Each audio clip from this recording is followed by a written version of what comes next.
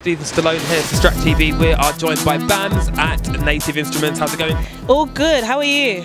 Good. A little bit cold here, but I'm alright. You know, settling in. You cold or you alright? You know, I'm actually quite neutral. I think I've been alternating between the inside and the outdoors, so I'm at the right temperature, thankfully. I was hot and sweaty earlier, though. Not a good look. but you're right now. I'm blessed. Nice. So just getting into it a bit. So tell us a bit about how you got involved with Native Instruments. How did it come about? Well, Nadia Rose, if anyone doesn't know, I produced for Nadia Rose. I know I was about to talk about it. You just threw my next question off.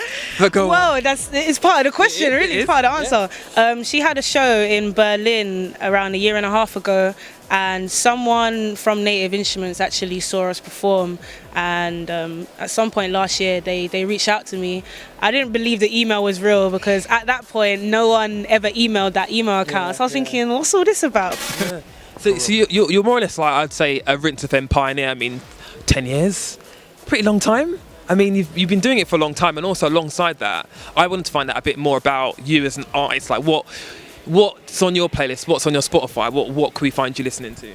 Well, the thing is, you can listen. I listen to everything. A lot of people seem to think because I make grime, I'm just listening to just grime, but I listen to like everything that's on the radio that catches my ears. I'd stop and I listen. Yeah. So literally, there's no genre I don't listen to. Okay. Give me an artist. Give me a producer. Give me Nines. 100% Nines is in my car. Okay. so if there's an artist that we should be looking out for right now, who is that? If there's an artist you need to be looking out for, I would say Big Zoo. Before you got into the game yourself, who did you look to for your inspiration? Who did you go to and were like, do you know what, this guy's amazing, this is what I want to be like when I'm older? DJ EZ, Mac 10, childhood DJs, man. So where do you see the grime scene going at the moment? Where do you see it in 10 years time from now? To be honest, I feel that there's going to be more of what we're seeing at the moment, which is positive examples of success, young people doing music as opposed to being bored or not being sure what they want to do with themselves. I think it's important that when you get to see people reach certain stages in music, it's positive examples for the generations after. So we've got loads of that and more to come. You were in a group, I won't mention, if you want to throw the group in there? Roll Deep. And also Dizzy Rascal's a part of it, and we had obviously Tinchy. Are you still in contact with these guys? Is it still... See them in passing, we might say hi on social media. We're not young people just trying to make music. We've actually got families, we've got careers, and we are making music. So we see each other when there's events, but at the same time, we grew up together, so we always will know each other. What would we find on your Spotify? What tracks are you listening at the moment? What I listen to? Yeah. Jesus. Do you know what? I've been listening to Notes. I like Notes, a bit of Notes and Mabel. Yeah, I've been listening to Notes, and I've been listening to Suspect OTB or something like that. I don't know who that is, but I'll check it out. Serious. Is there anyone on the scene that you listen to that you were like, do you know, I can't even bring this person up because it's a bit embarrassing? Yeah, Vanilla Ice. Vanilla Ice was alright though, that's not that bad. He was a good time. Yeah, no, definitely. That's one of the first albums I bought. Vanilla Ice, I just showing my age, and MC Hammer, all of that stuff. Like I bought records that necessarily wasn't my music taste, but it was just definitely what I was seeing and was on offer in the record shop. So your production side, music, DJ as well. Who did you look to growing up? Obviously, like the tools we use now, Logic and such.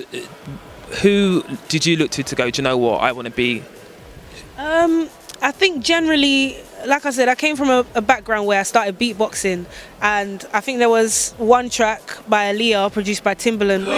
Tell me the track, because I love a bit of Aaaliyah and Timberland, obviously. Are You That Somebody? Classic. Yeah, absolute classic. Amazing, yeah. And he does this little thing in there, and it's like, okay. Yeah, this is what I need to do. Yeah. So he definitely resonated with me, and I saw that how his beatboxing directly influenced his production, and then the fact that he was working with Missy, and just the whole dynamic with Missy, Aaaliyah, Da Brat, Left Eye, TLC, all of them vibes there were like just on point. So they're definitely huge influences in my music. As well as that, I grew up on like garage and like UK funky and that.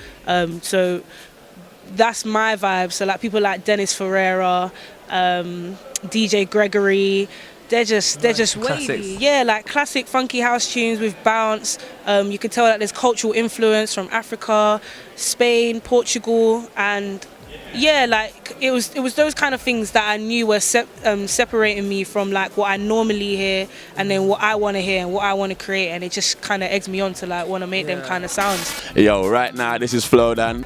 Yo, this is Sounds of the Sir. I'm gonna do that again. You done know, it's your girl Bamz. I'm here at Native Sessions London, and shout out Distract TV.